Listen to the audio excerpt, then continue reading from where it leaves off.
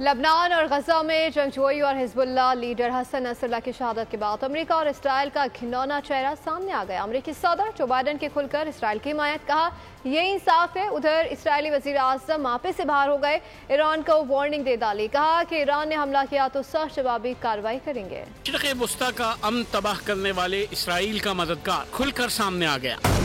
امریکی صدر Joe Biden کہتے ہیں حسن نصراللہ کو قتل کر کے اسرائیل نے انصاف کیا۔ یہی نہیں، امریکی صدر نے اسرائیل کی مکمل حمایت کا بھی اعادہ کیا، کہا حسن نصراللہ کی قیادت میں حزب اللہ نے گزشتہ 4 دہائیوں کے دوران سینکڑوں امریکیوں کو قتل کیا۔ بائیڈن نے کہا کہ اب غزہ اور لبنان جنگ بند ہونی چاہیے۔ مشرق وسطی کے پورے خطے نے اسرائیل کی طاقت تسلیم کر لی۔ غرور اور تکبر سے بھرا اسرائیلی وزیر اعظم آپے سے باہر مشرق وسطی کو تسخیر کرنے کا دعویٰ کر ڈالا۔